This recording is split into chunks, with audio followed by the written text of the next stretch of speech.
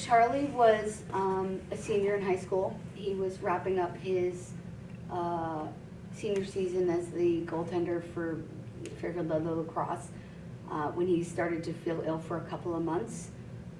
Hockey, though. Yes, hockey. Yeah, he listed lacrosse. Sorry, I said lacrosse. He was afraid of going to the doctor for fear that they might say he has mono or pneumonia and he wouldn't be able to play. And so he avoided it. He did actually go to the walk-in clinic a couple of times.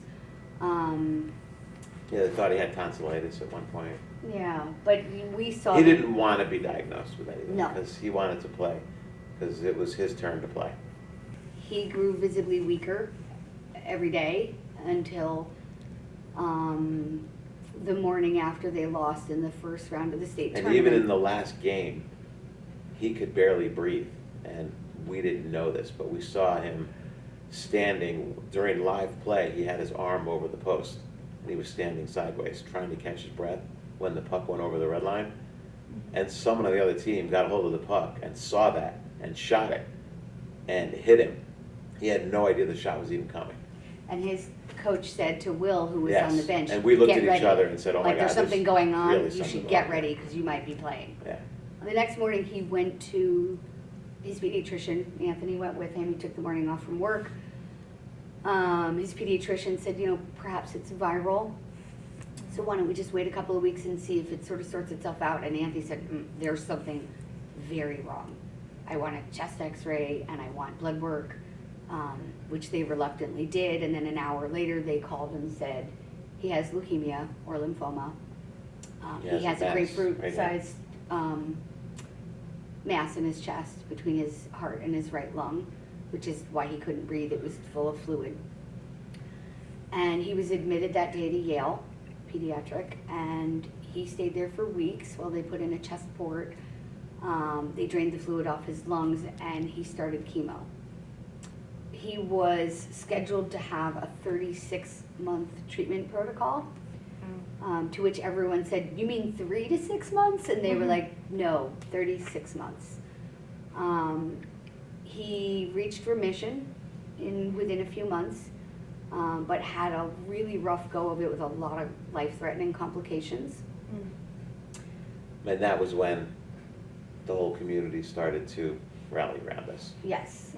The following spring, I would say, he started to rebound. About a year in. About a year. Yeah. He started to sort of rebound from a very sickly person who was Like going lost through, half of his body weight almost. Yes. He started to rebound.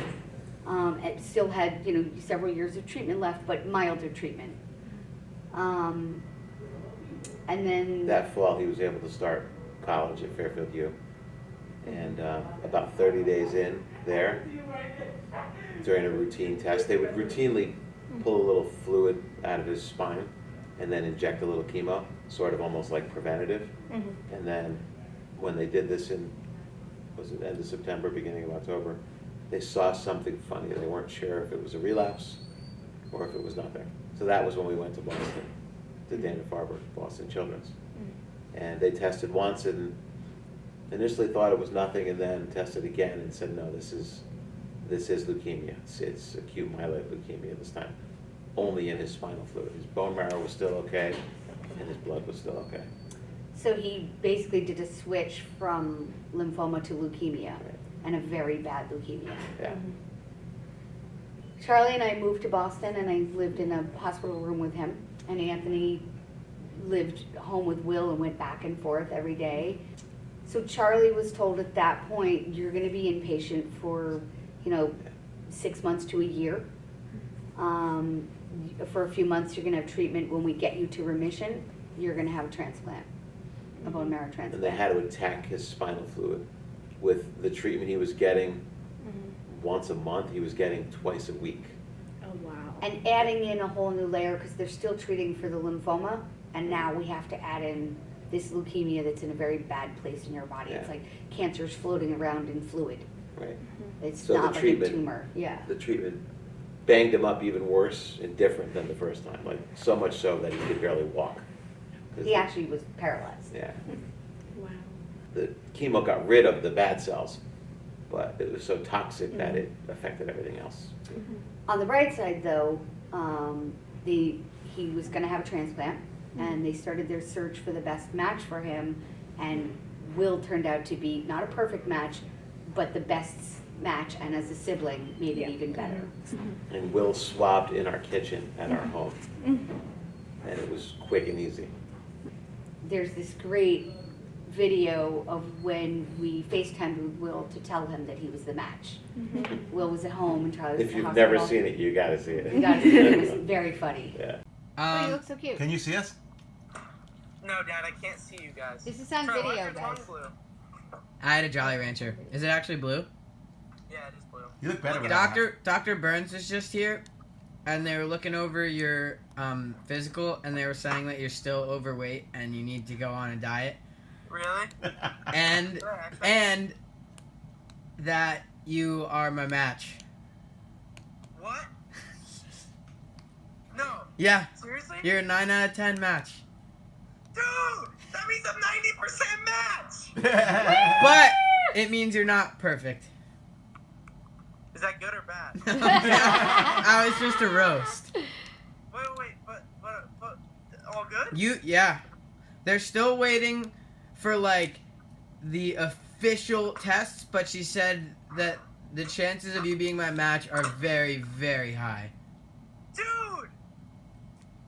We were very fortunate that Will was a match, and that when you have a donor who's in your family, you can count on them. They're not going to say, well, I have something else, and I don't know if I can do it, or I'm a little afraid. Will was like, I'm there. Will basically had to stop playing 2 years after Charlie was struggling to play.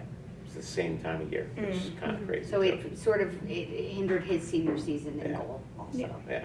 But he said, it's not even a question. Like, I would absolutely do it. When you don't have a sibling donor, that's not a sure thing. We were lucky, and we've never forgotten how lucky we are. There were other It's only a 25% chance, 25 to 30, to have a sibling that match. that your sibling will be a match. We've seen way more. What do you call it? A not sibling match? Yeah. Stranger match? Yeah. Yeah. Than we've seen. Where, sibling you know, matches. they're getting a donor cells from Germany, and you know, and it's just, I think it's better to have a sibling match. If you can't, it's better to have a local match where the person is more accessible and Right. able and willing. Because Yeah. since so many people in Germany are registered, a lot of matches come from there. Yeah. If we could register the same amount of people here that they do in Germany, So theirs is it'd required. change the ballgame. Theirs is required. They register everybody. Oh wow. Okay, so that does change the game a lot. Right. When did you start your program called Strong? When did you start it first? So we actually didn't. Right. Oh, really? It was You didn't? started for us when Charlie was first diagnosed. Within the first few weeks, a team of Fairfield Prep hockey moms started it. Wow. And he didn't even go to prep.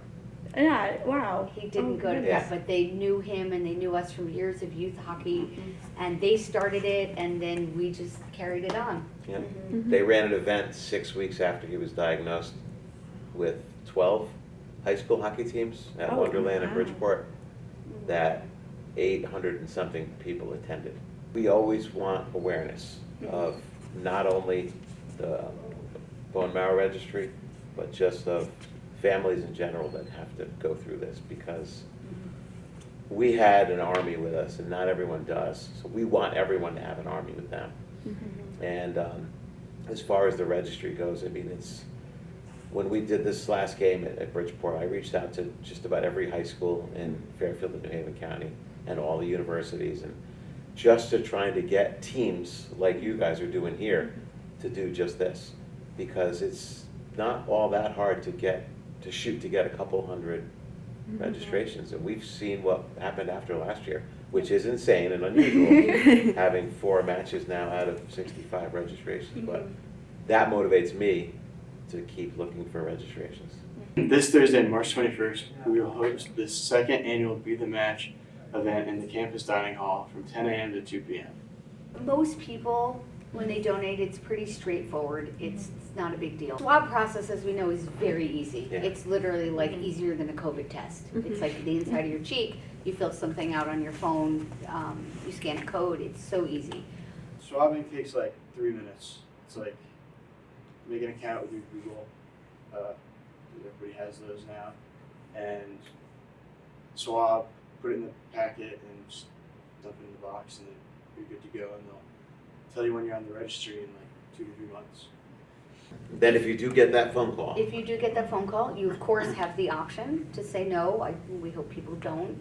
and I think they usually do a little bit of, they do some sort of screenings and maybe a Yes. blood test or something. Yes, there is further screening. Yeah.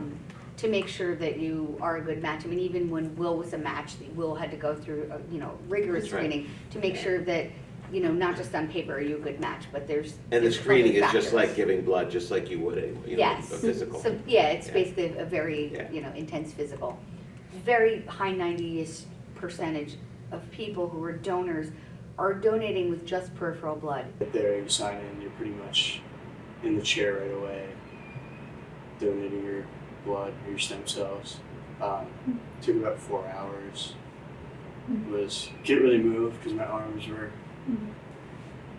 stuck with needles, so you can't bend them. But it was a good experience, I think. No, we have high hopes, and it's really nice to see college students and college athletes coming out to do this, and what you're doing is amazing. On Saturday, March 23rd, our men's lacrosse team will be playing our second annual NMDP awareness game against Norwich University at 3 p.m. on Salentino Field. Especially for this campus, I'll just speak because I was here when obviously all this was going on, is that it's different when it's somebody that's like close to the community. Like, Yeah. When you, I personally didn't know Charlie, but like almost everyone knew well. So it was Yeah. kind of like, okay, this is affecting one of our own, like it's gonna. well, that's what it affect the does rest for of us. college kids. We talked about how sometimes, they live in their own worlds, Yeah. and they should. Mhm. This shouldn't be their whole world, but Yeah. when they know someone, suddenly now different. it's personal. Mhm. Mhm. Yeah. And I think that's why it's exploded so much on campus, and like Yeah. whole men's lacrosse team rallied behind Will, and we're like, we're doing this, we got this.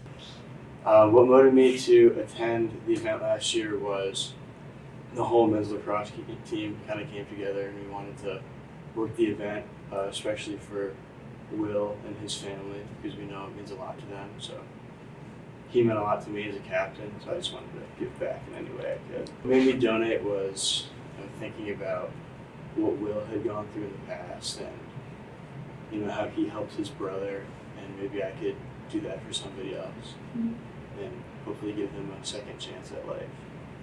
I think it's really important because a lot of people, having struggles, and they don't have much time left, and if you can give them that extra bit of time with their family, or maybe even save their life, it's a really important thing to do, and it just makes you feel better as a person.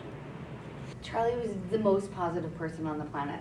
He is incredibly strong-willed, which was tough mothering him as a kid. It annoyed the hell out of me. Yeah. But he was very, very positive and very determined, Yeah. and he refused to allow any, even inch of negativity into his life. I look back at all the photos and videos we took of the 5 years when he was sick, and I'm still blown away on how much he smiled and how hard he tried. And He laughed Yeah. every single Yeah. day. yeah. Mhm. Like if it was possible that you had a good time during this, we did. We did. We- Made a lot of fun. Yes, we made a lot of friends and a lot of fun. We have hospital family from New Haven to Boston. Charlie was always incredibly family oriented and really valued the loyalty of friends. But I think through this experience, those became even more pronounced for him. The takeaway is enjoy every single minute of life and have as much gratitude as you can. Laugh every single day, and don't forget to tell the people that you love them. Yeah. Be good to your family, be good to your friends. Mhm.